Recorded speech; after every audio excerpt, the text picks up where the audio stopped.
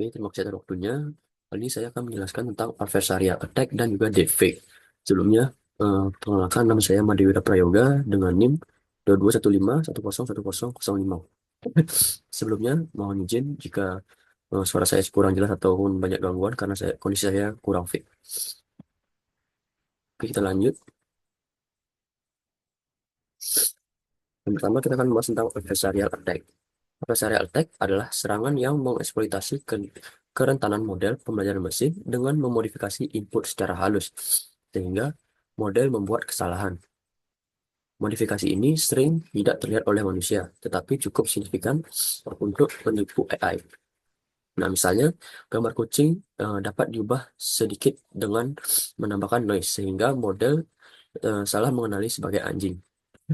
Serangan ini menunjukkan bagaimana kelemahan dalam model dapat dimanfaatkan untuk memicu kesalahan prediksi yang disengaja. Kita lanjut ke contoh kasusnya. Yang mana contoh kasusnya itu salah satunya adalah banyak diteliti yaitu serangan pada sistem pengenalan gambar yang digunakan oleh kendaraan otonom. Dalam sebuah eksperimen, peneliti berhasil memanipulasi gambar stop sign dengan perubahan kecil, seperti menambahkan stiker atau mengubah warna tertentu. Akibatnya, sistem kendaraan otonom salah mengklasifikasi rambu tersebut sebagai rambu batas kecepatan atau rambu lainnya.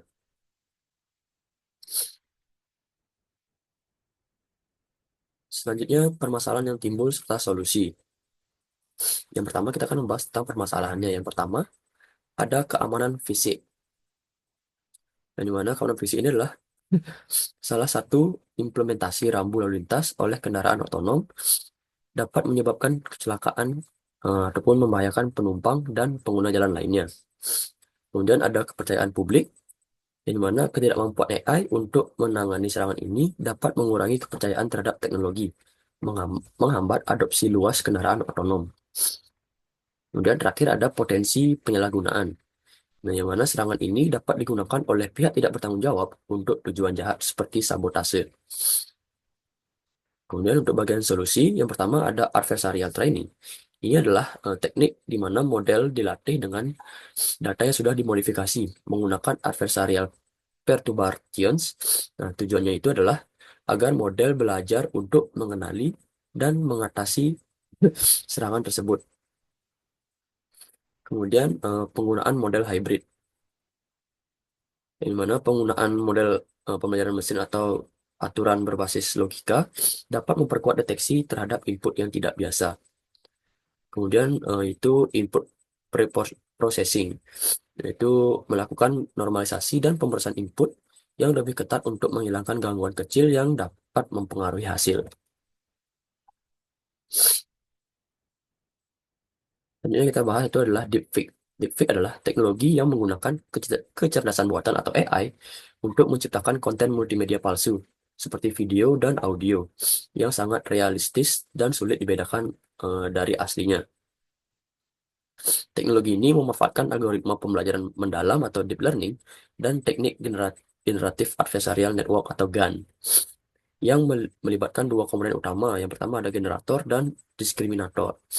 Generator bertugas menciptakan konten palsu, sementara diskriminator berfungsi untuk membedakan antara konten asli dan palsu. Proses ini berlanjut hingga konten yang dihasilkan sangat mirip dengan yang asli. Kemudian contoh kasusnya itu yaitu ada pada tahun 2023 sebuah perusahaan multinasional di Hong Kong mengalami kerugian sebesar 25,6 juta US dollar akibat deepfake yang memasukkan video konferensi seorang CFO. Pelaku menggunakan rekaman video dan audio yang dimanipulasi untuk menginstruksikan transfer dana ke rekening penipuan. Nah, kasus ini menunjukkan bagaimana deepfake dapat dimanfaatkan untuk menciptakan identitas palsu dengan tingkat realisme yang tinggi eh, dan sulit dibedakan dari aslinya. Lanjut, oke, kita membahas tentang permasalahan yang timbul juga solusinya. Nah, permasalahan yang pertama itu adalah kehilangan kepercayaan publik.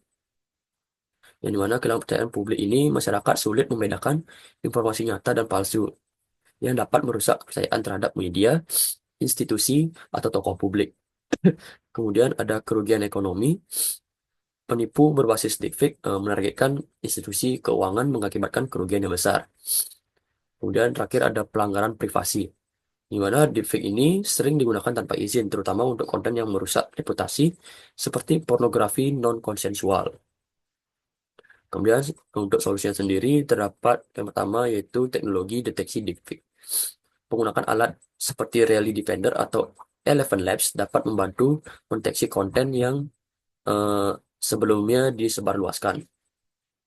Kemudian ada edukasi publik, itu meningkatkan kesadaran masyarakat tentang potensi bahaya dari deepfake sehingga mereka lebih skeptis terhadap konten media yang tidak jelas asal-usulnya. Kemudian terakhir ada regulasi hukum. Memperkenalkan undang-undang yang lebih ketat terkait penggunaan teknologi deepfake untuk meningkatkan atau mencegah penyalahgunaan terutama dalam konteks politik dan privasi individu.